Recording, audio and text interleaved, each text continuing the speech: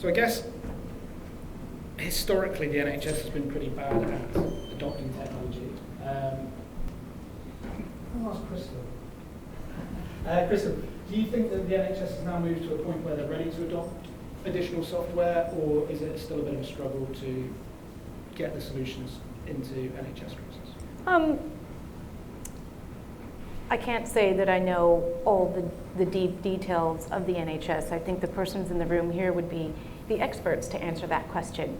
But what I can say is that if there are any company goals with respect to improving CO2 emissions, improving data collection, improving quality, improving efficiency on construction projects, then those are all reasons to look into adopting new technology.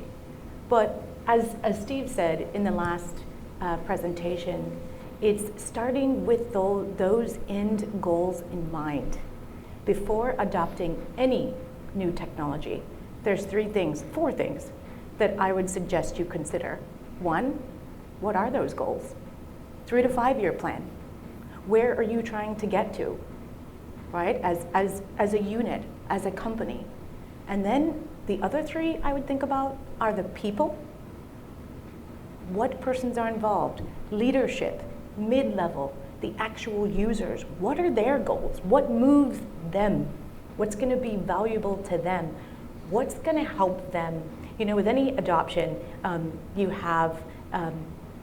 with any adopting a new task or standard or way of working, it can be quite a lot of effort, right? And with a lot of effort, morale tends to go down. So when I talk about people, I want to say, understand what's going to make them tick. What is going to make their jobs easier? What's going to help them? And adoption will be much, much easier. So goals, people, process, as Steve pointed out, what are those processes that we need to put in place that are going to help us achieve those goals and keep our teams happy? And thirdly, and I probably shouldn't be saying this because I'm Autodesk, technology. Technology's last.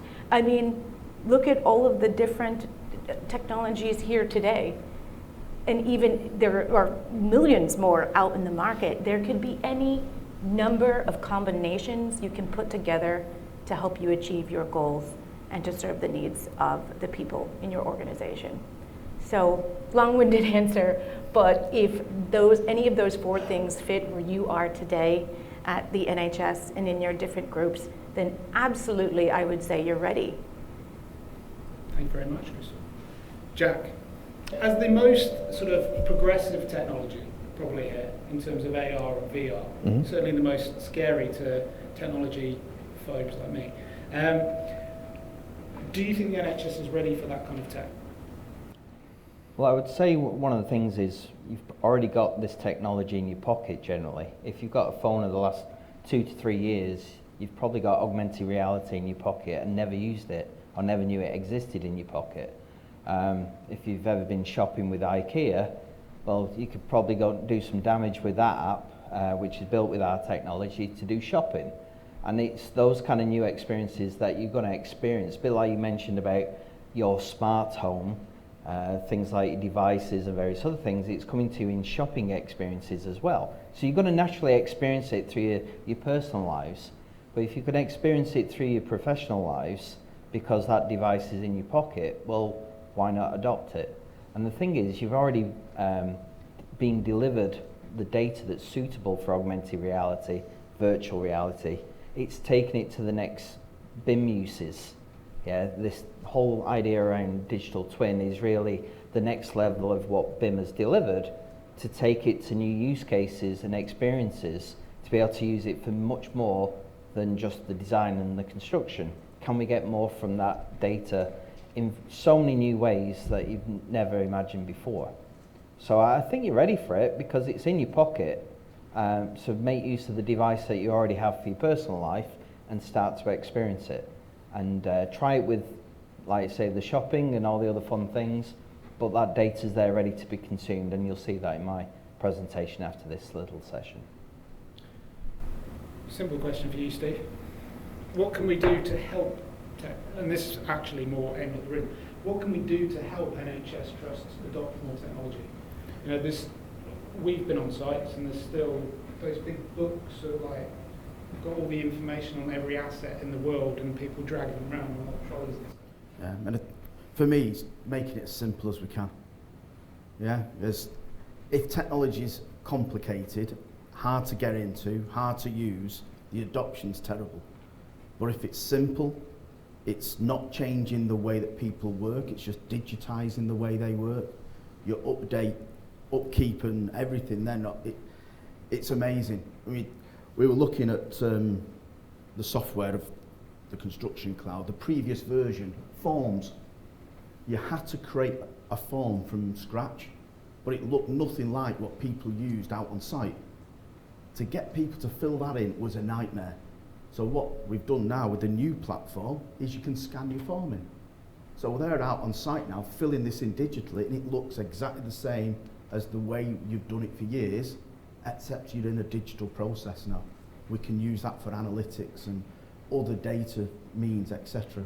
So I think it's simplicity, but don't change the way that you're actually working. It's worked for the last 50 years. Don't change it too much, because your uptake of the tech, it won't. You know, the young people will fly on it with the PlayStation experience they've had and all that good stuff. It's the older people. They're set in their ways, doing things paper, manually. Make technology easy. That's what I'd say. And we're all technologists, me, Steve, Jack, Krystal. What NHS people, construction people, what can we do to make things easier to procure? I know procurement is hard in the NHS, it's a sort of an accepted fact.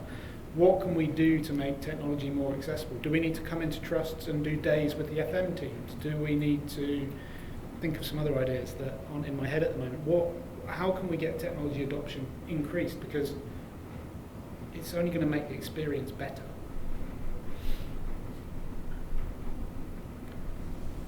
No one's got the game-changing answer I was looking for. There we go.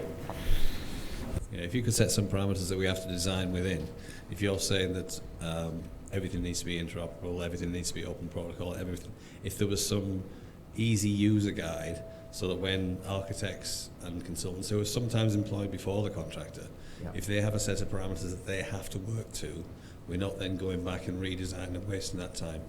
Yeah, no, I mean, that's a good point. I mean, what we tend to do now is, because we've all lived on Teams and Zoom for the last 2 years, it's changed the way we deliver as well now. Because we used to come into trusts and estate departments to do training. But if you don't use that tool again for 6 months, that training's just gone out of everyone's mind and you're lost. So simple things of recording that Teams session or Zoom session and having it there to refresh, you know, that's a way that we're changing the adoption again of technology. But I take your point about, and it comes to that protocol really, if you've got it standardised and defined, then every project's the same going forward then. And yeah, as an industry we need to do, and that's where ISO 19650, which is the new BIM standard, has tried to do, but it's that complex. You know, you need 6 degrees to try and understand all the acronyms, never mind what it's all trying to mean within the standard itself. So, Gentleman at the back. Yeah, so in response to the question there, or sorry, the answer, I would say use case studies. You know, that I think that Milton Keynes is a good one. There'll be others, I'm sure. I mean, I've just looked at Oculi and I had a conversation with a colleague saying, if I'd have seen that 8 years ago, I'd have stopped a major dispute that we had, a contractor took us to dispute resolution.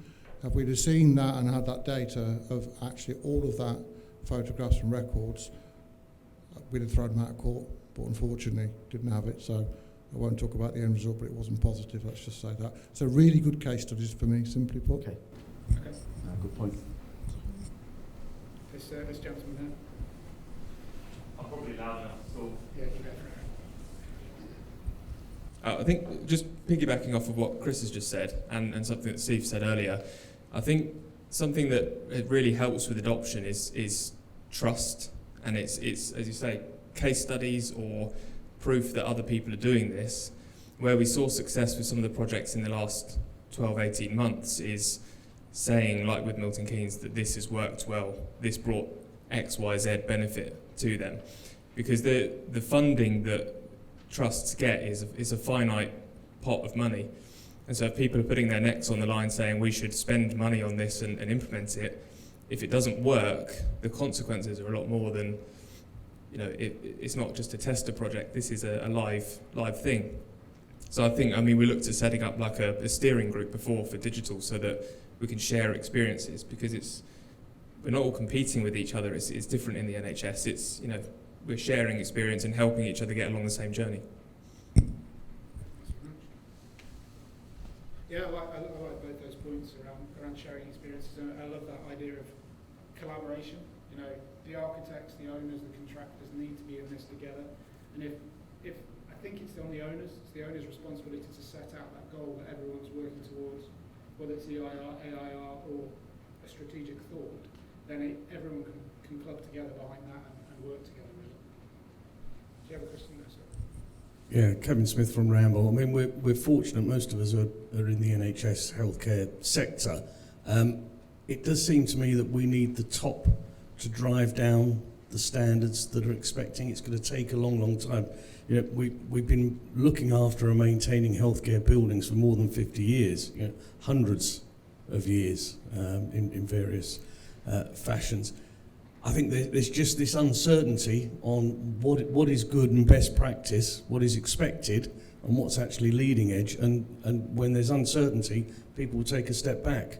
So I think everybody in this room, including suppliers, you know, need to push the top to give that direction. We're starting to see some of it through the new hospital programme. I see you're talking about that later, but you know, of course, the new hospital programme is 40 new hospitals. Okay, some of them very big and quite an impact, but there's hundreds, thousands of existing buildings which can benefit from this technology, or perhaps not. Yeah, except that for the next 50 years, you're going to have paper copies or PDF copies of manuals that are stuck on a USB stick somewhere. Yeah, it's a great point. The only challenge I would have with that is, do you trust the people at the very top to initiate a direction is better than no direction at all, because with no direction at all, nobody takes a step forward. I don't know which way we should be going, so I'm not going to move that way. Yeah. If it's the wrong direction, we'll very quickly find out it's the wrong direction, and the industry, everybody involved, will start to move towards the right direction. But at the moment, it seems to me, and we've been talking about this digitalisation, the digital twin. The BIM's been around for a long time now, but we aren't moving forward as quickly as we should do, because we don't really collectively know and agree the direction we should be moving in. Good point. Sorry, did you have another, Chris? I think I've got to come back on the NHP thing and the top, because I'm going to speak in a little bit, and I'm going to give a personal view perspective on this, and that's Director of Estates Facilities. Leadership comes from me and the exec team and the board that sit there, not just from NHS E&I, and I've no doubt through the NHP programme, which we're part of, they are driving digital twin and all of that. But actually, you've got to remember, each individual trust is their own business. And if you're a foundation trust, you can do, within reason, far more than you can do for the organisation that I represent, which is a normal NHS trust. So you've got to remember that they've got 300 plus sovereign organisations. They will do what they think is the right thing to do, with clearly guidance from the centre. But don't assume that guidance from the centre is all seeing, all being, because it probably isn't. And you know, I mean, privately, I'll give you a sort of my view overall, and it's really difficult for those organisations because there's competing priorities. You've got BIM, you've got here, you've got various suppliers saying this, you've got various contractors saying this. All of that's being thrown at you. It's very difficult actually to try and find a way. Try to find a way forward in all of that, which is why events like this and talking to other colleagues, that point about collaboration or steering group that Harry made, I think is a really good one, because you don't know what you don't know. Back to Donald Rumsfeld, who's my favourite quoter, I think, but I can't begin to quote the first few lines of that. Sorry, that's all I'll say. Thanks very much, everyone, and thanks for your introduction. Really, really appreciate it.